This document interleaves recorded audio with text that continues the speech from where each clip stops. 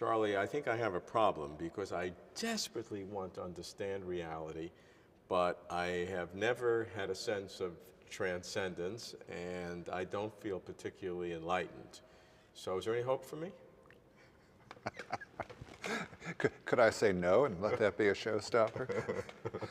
Yeah, I think there's lots of hope for you. What is this enlightenment that people Right. talk about?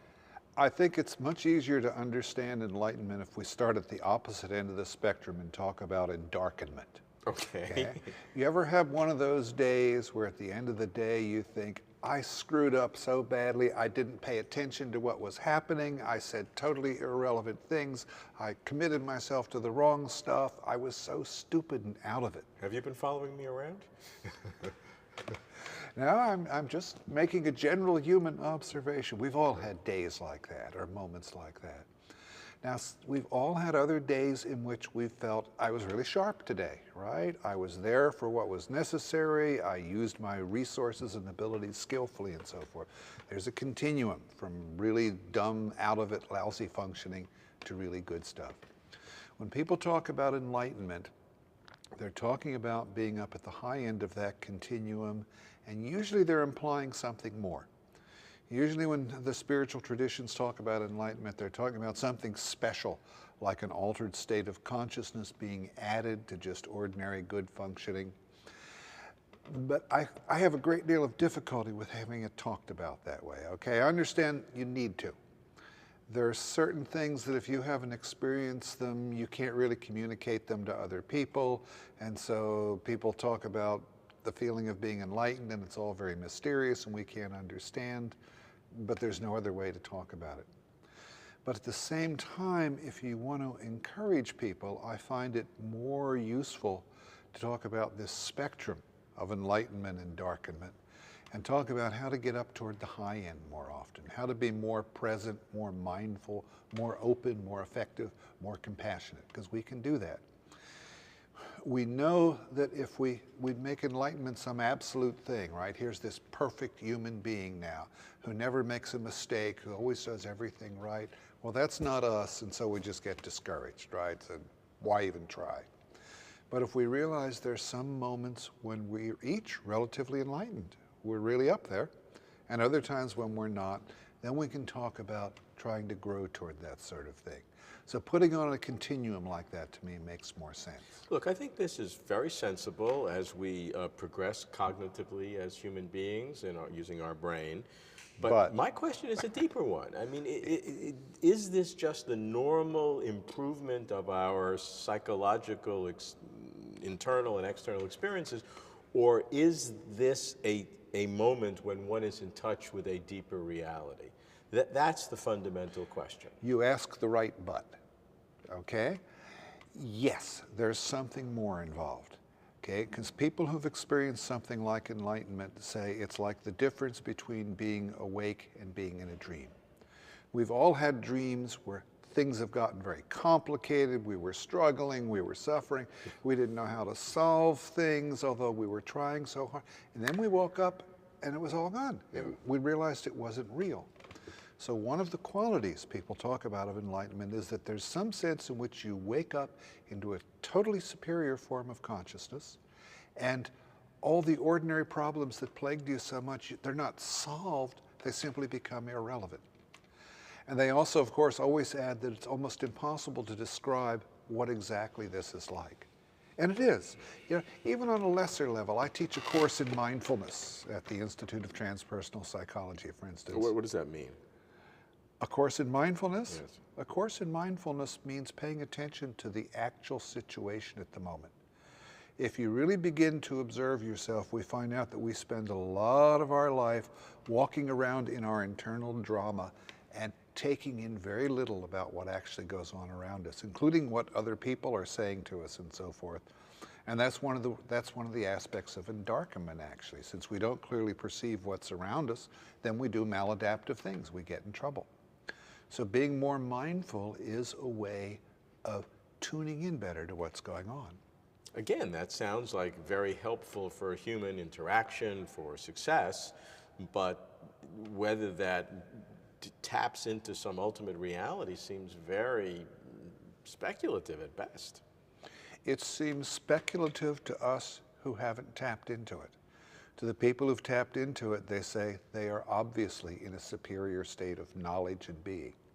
Now, I can't tell you whether that's true or not. I haven't tapped into that, but I can tell you that's what people report. Again, it's like the difference between being caught in a dream problem and can't solve it, and being awake and the problem just disappears.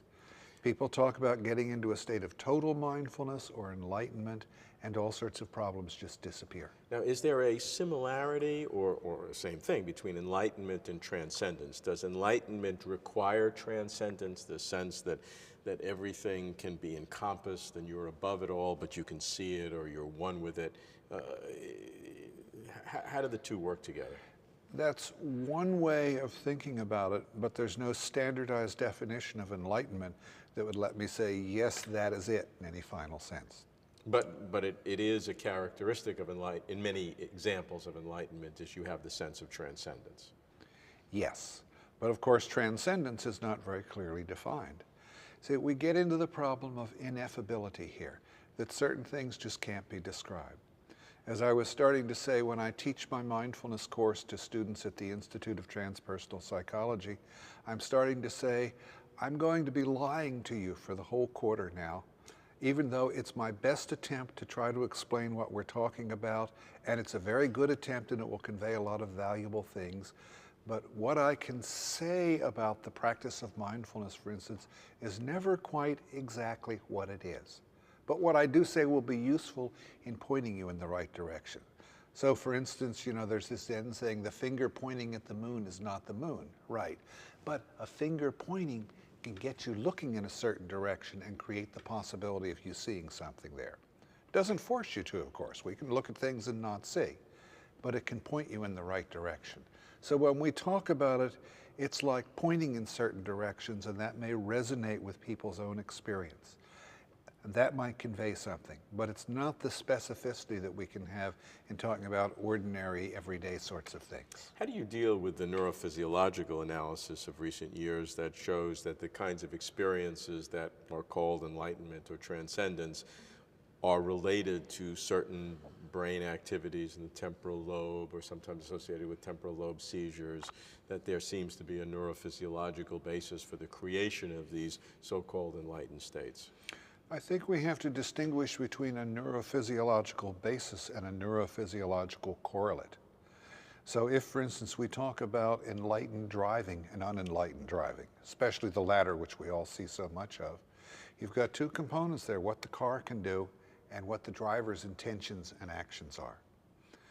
We can see that an enlightened person may show some brain changes, and that's the driver using the car in a certain kind of way. That doesn't mean the car has caused the driver to do something that way. It's a correlation. I think it's wonderful that we're studying these things. But you can go the other way and stimulate temporal lobe, and in many cases you can create that feeling. So to maintain your analogy, if the car then can cause the driver to do certain things because you're having the car. I mean, you're getting clear causation in that case. That's right. If I want you to speed less, for instance, I can either talk to the mind part and tell you to drive more slowly, or I can flatten all your tires so it'll be very difficult for you to drive rapidly with all that extra friction. Both of them result in similar effects, but the mechanism involved is different. That we can now do some brain stimulation work that produces unusual experiences is really fascinating to me, but I wouldn't want to equate it with enlightenment. For instance, there was a great to-do made about apparently stimulating out-of-the-body experiences electrophysiologically with this fellow Blanky in Europe. But if you actually read the description of the experience the person had, it doesn't sound like normal out-of-the-body experiences at all. It was sort of a weird body image sort of displacement.